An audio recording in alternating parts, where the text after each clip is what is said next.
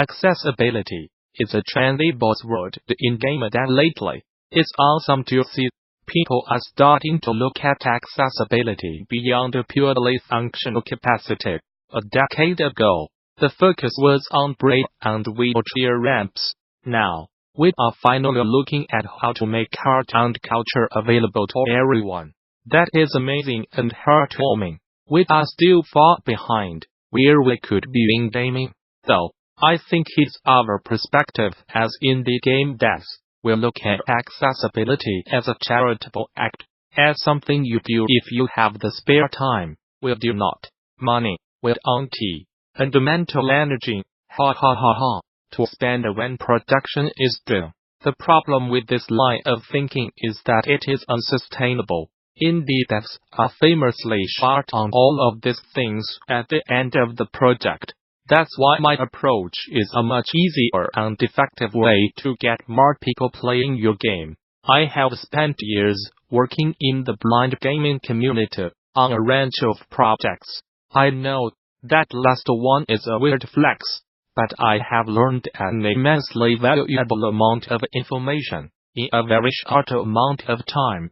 Dungeons & Dragons is a game that happens mostly in our heads. So it is naturally completely blind accessible with the help of custom character managers and dice rollers. Here is the design work I have done.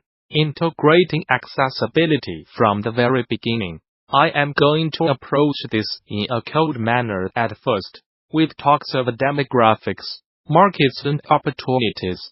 Then later we will get to the whole compassionate, serving humanity side of things. The hardest part of any game dev's journey is finding the first 1,000 fans. If a game is suddenly accessible to a portion of society that does not have a lot of games they can play, that group is going to consume that game with an insatiable hunger. It happened with Solara, a free-to-play mobile game about castle building and resource management, with microtransactions. It happened with Inferium, which experienced more sales in the 2 days after on a one-way patch than in the 2 weeks after launch. It happened with Spider-Man, which is rated as the highest score on Metacritic of all time, while having the best accessibility options of any AAA game so far. Point is, fans will flock to you if your game has more accessibility options than average. And I am experiencing this right now with Lost and Hound.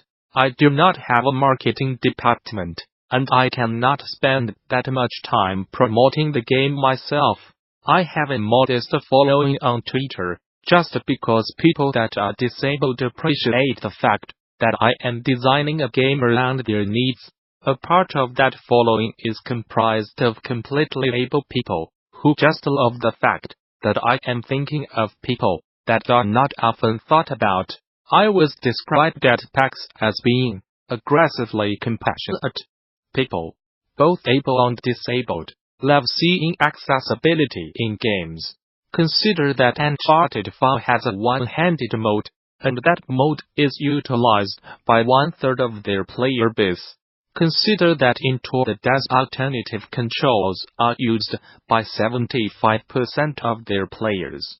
Consider that Ghosts of Death mode is used by 50% of their players. I had an amazing conversation with fellow accessibility evangelist in Hamilton, and would like to thank him for that information. Change your perspective. Accessibility is not some charitable act that might make your game a bit easier for some people. Accessibility is giving yourself access to hundreds of thousands of fans that your competition cannot get to. Now, the heartwarming part. Game dev is inherently a little selfish, is not it? It's taking your favorite idea and spending hours and hours locked away alone, developing the experience. Now consider someone that suffers from a disability. Their game selection is minimal. Their definition of a quality game meets a lower standard than yours, because that's just what happens with a much smaller selection. So you look at their needs and make your game accessible from the design phase. Suddenly, your favorite thing is their favorite thing too. Suddenly you have a group of people that love your game just as much as you do. I have been there. It's incredible. It will give you hope and strengthen your resolve on the tougher days. It will empower you and make you a better game dev. These people that the world has forgotten, you will become their champion, and they will carry your banner out into the masses. It's hard not to get a little romantic about this stuff. Design. The age of retrofitting is over. No longer can we reach the end of production and look back at the game we made, thinking, how can I cram some accessibility measures in there? That's wax sauce, and you are better than that. Instead, and this is what I alluded to above, design accessibility into your game. It's so easy if you do it early. The most accessible design aspect is probably avoiding using time reflexes as a mechanic. This is just not possible in some genres like hack and slash, or FPS, and that's fine. More on that later. If you can manage a game mode that abandons time as a function, though, you are suddenly catering to blindness, cognitive impairment, and mobility impairment disabilities. That's fine. Let's consider other genres, and what they are doing right. Street Fighter V, Soul Calibur, Skullgirls, etc. Recently released true fighting games that feature stereo audio are blind accessible because the distinct, character-based audio feedback tells the players where they are on screen. Imagine utilizes screen readers and the ability to scroll through players during playtime, as well as predetermined iPads, depending on which place one chooses. Doom 2016 has really thorough and wide-ranging accessibility options, including aim assist, difficulty scaling, multiple prefab control schemes, and not only colorblind options but 3 different types of color blindness one can choose to cater for. None of these things are integral design elements of the games. I am currently creating Legacies, a submarine narrative game that is designed around blind accessibility. Submarines naturally do not use visuals to navigate, so while the game is fully visual and beautiful, the visuals are largely aesthetic. Submarines navigate through sonar, which I built as an in-game mechanic.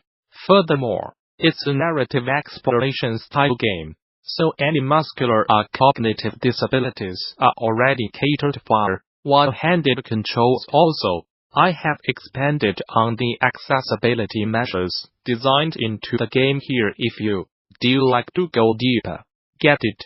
Just a little sub-humor for you there. It's time to think about how the information in your game is conveyed, and how you can take it further by conveying it through multiple senses.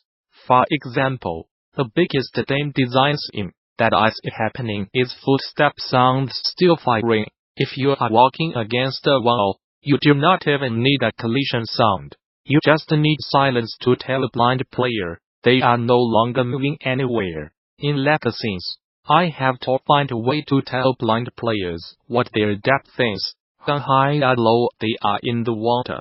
As an underwater game is true use of 3D, I do this by making the submarine creek more often the lower they are in the water, which is natural to the game world, as there is more pressure on a vessel the lower its depth.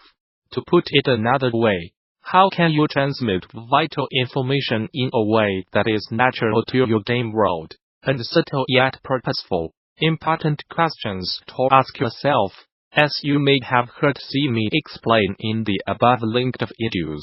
I rely heavily on the Watson mechanic. In the Sherlock novels by Arthur Conan Doyle, Watson serves one purpose: to keep us from feeling stupid. He asks questions we want to ask. He takes on the full burden of not reaching conclusions that Sherlock has reached, so that we, the reader, do not feel inadequate, and has a doctor, the sole point of the character, is to keep the reader comfortable, and it's really clever narrative design. If people feel stupid while playing your game, they are going to stop playing and give you a bad rating. A way to compensate for this is to add an in-game narrative element, a long claptrap in Borderlands, Curtain in Halo, and the quirky British narrator in Defense Grant. Each of these examples not only explains things to us,